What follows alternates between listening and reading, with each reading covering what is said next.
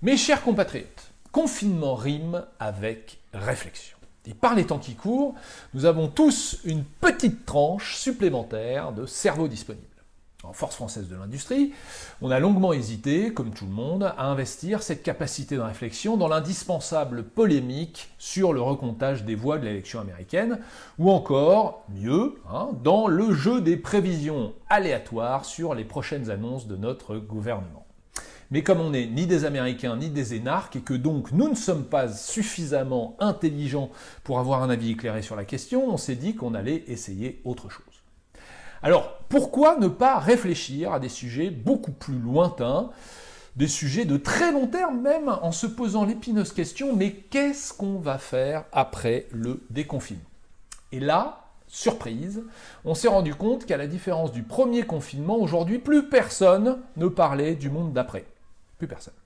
Et ça, c'est très dommage parce qu'il faut vous dire, mesdames et messieurs, qu'il y aura sans aucun doute un monde après la libération.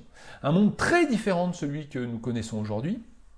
Un monde où l'État protecteur est notre papa fâché à tous, je parle ici de notre Premier ministre, cesseront peut-être de nous donner de l'argent pour rester chez nous. Un monde où il faudra travailler en somme, et donc revoir son patron, et aussi ses collègues, tous ses collègues, même ceux qu'on n'aime pas. Alors je vous demande, mes chers compatriotes, de fermer les yeux maintenant, visualisez la scène que je viens de vous décrire, c'est-à-dire vous au boulot, et si vous sentez une légère angoisse à l'idée de retourner au bureau, ça veut dire qu'il est peut-être temps de réfléchir à une nouvelle orientation professionnelle.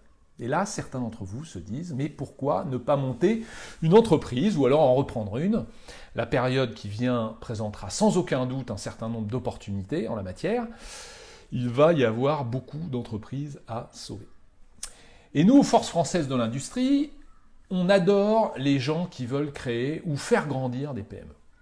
On s'est donc associé aux médias Les Déviations pour lancer un programme d'accompagnement à l'entrepreneuriat Made in France. Alors Les Déviations, c'est un média qui présente régulièrement sur Facebook, je vous invite à le découvrir, l'histoire de personnes qui ont décidé de changer de vie. Et franchement, comme on dit après un débat parlementaire sur la loi de finances rectificative, c'est assez inspirant.